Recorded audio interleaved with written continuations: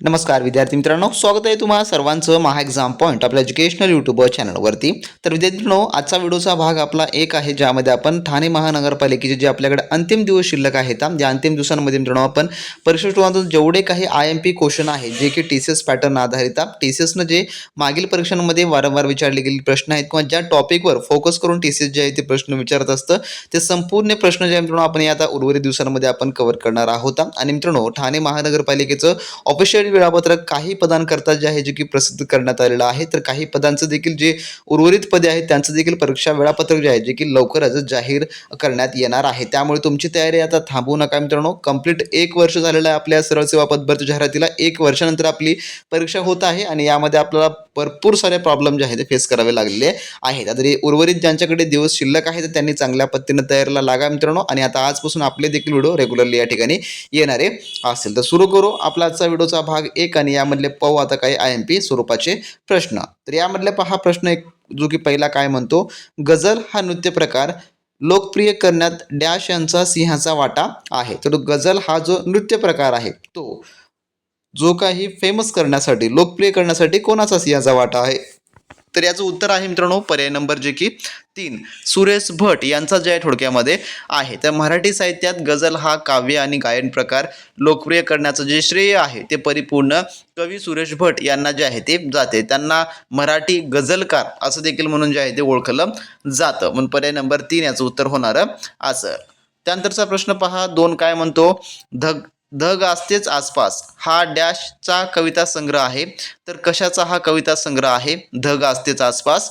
तर याचं जे उत्तर आहे ते आहे ऑप्शन नंबर पर्यायचं 2 जे की कल्पना दुधाळ यांचा जो आहे हा कविता संग्रह आहे। तर धग असतेच आसपास हा प्रसिद्ध कवयित्री कल्पना दुधाळ यांचा गाजलेला जो काही कविता संग्रह आहे आणि या संग्रहाला साहित्य अकादमीचा पुरस्कार देखील मिळालेला आहे। आणि हा प्रश्न TCSच्या मागील एक्झाममध्ये विचारला गेलेलाच प्रश्न आहे मित्रांनो। आणि तुम्हाला सांगतो TCSचे जे काही रिपीटेड क्वेश्चन्स आहेत ते तुम्ही नक्की पाहून जा, कारण का काही वेळेस तेच प्रश्न आपल्याला जे आहे परीक्षेमध्ये पाहायला मिळतात। त्यामुळे PYQ खूप या ठिकाणी इम्पॉर्टंट असतात मित्रांनो।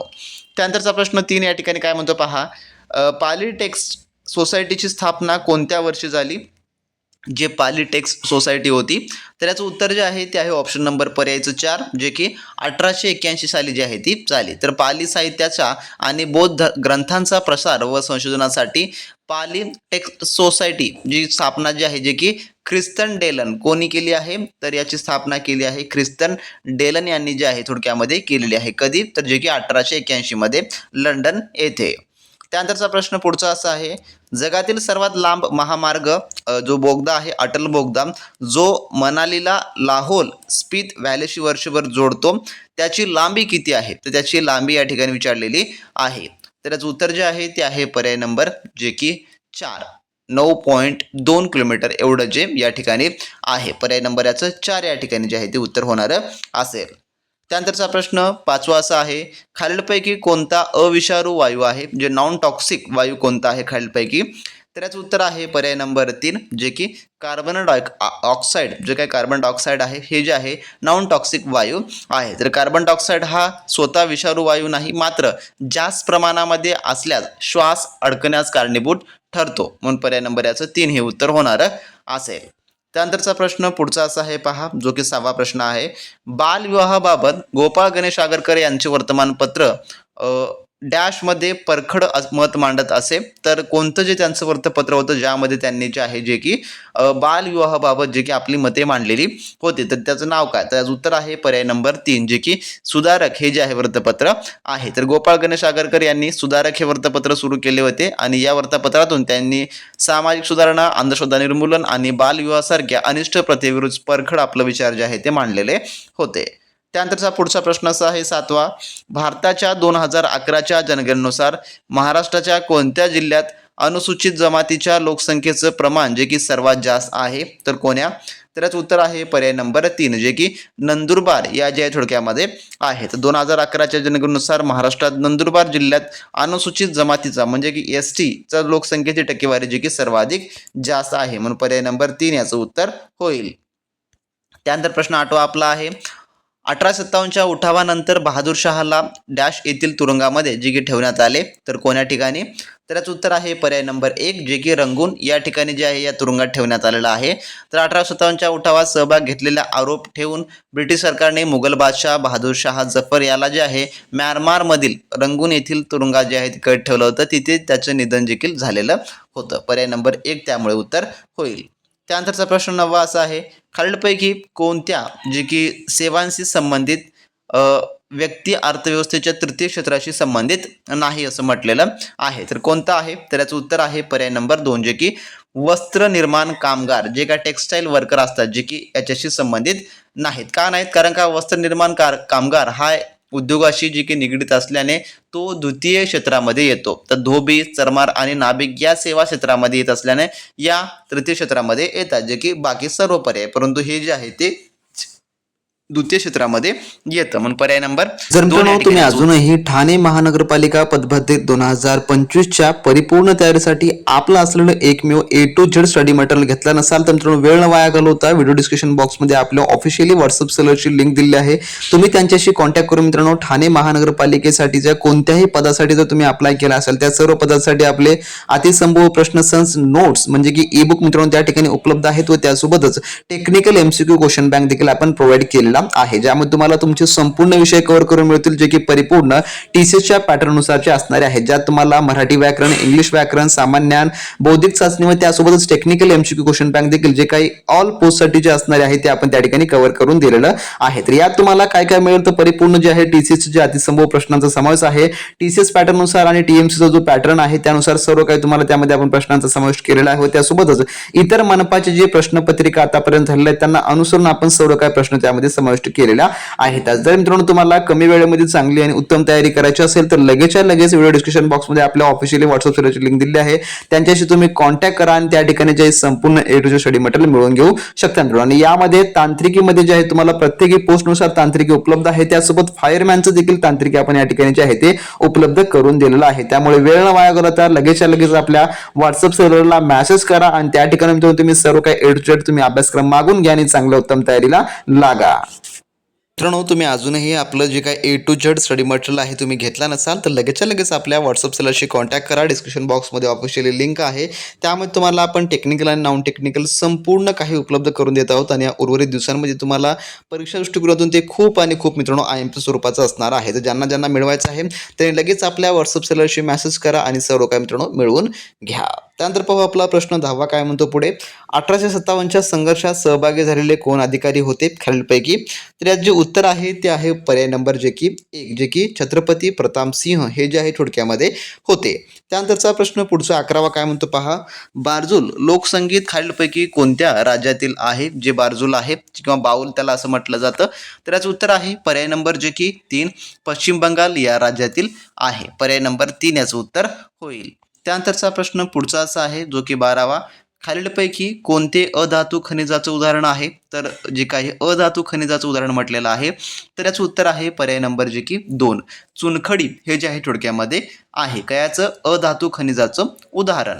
त्यानंतरचा पुढचा प्रश्न असा आहे, भारताच्या 2011च्या जनगणनेनुसार भारताच्या एकूण लोकसंख्येपैकी किती लोक शेतात जे की राहतात? तर शेतामध्ये या ठिकाणी विचारलेलं आहे. थोडक्यामध्ये जे काही खेड्यामध्ये राहणारे लोक आहेत पहा, तर खेड्यामध्ये आपण डायरेक्टली या ठिकाणी धरू.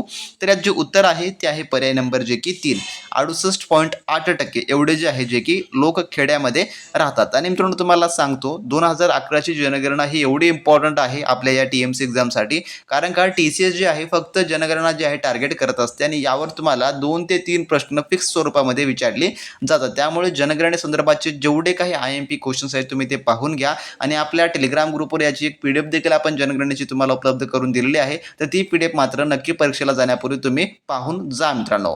त्यानंतरचा पुढचा प्रश्न काय म्हणतो पहा 14वा, पक्क्या बांधणीचं धरण असणारे भोशी धरण लोणावळ्यात डॅश नदीवर आहे. तर कोण्या नदीवर आहे? तर याचं उत्तर आहे पर्याय नंबर 1 जे की इंद्रायणी या नदीवर थोडक्यामध्ये हे आहे. त्यानंतरचा पुढचा प्रश्न असा आहे, खालीलपैकी कोणता किल्ला हा महाराष्ट्रात नाही? तर यापैकी तर याचं उत्तर आहे पर्याय नंबर जे की या ठिकाणचं जे आहे ते आहे पर्याय नंबर 1 आहे. तर यामध्ये पहा हे कोंढाणा नसून हे कांगडा आहे. हे थोडं मिस्टेक झालेली आहे या ठिकाणी, जे की कांगडा किल्ला आहे.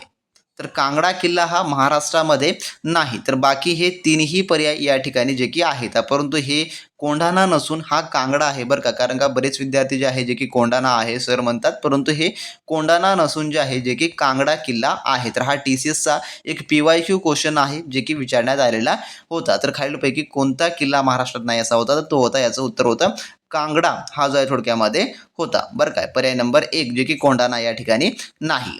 त्यानंतरचा प्रश्न 16वा पुढचा साठी काय म्हणतो पहा. खालीलपैकी कोणत्या मराठी लेखकाला साहित्य अकादमी पुरस्कार मिळालेला नाही. तर मिळालेला नाही असं म्हटलेलं आहे. तर याचं उत्तर आहे पर्याय नंबर 1 जे की मिलिंद बोकील यांना जे आहे थोडक्यामध्ये जे की मिळालेला नाही. तर बाकी सर्वांना आहे. त्यानंतर पुढचा प्रश्न असा आहे, सोडियम हायड्रॉक्साइड्स डॅश नावाने ओळखलं जातं, तर कोण्या.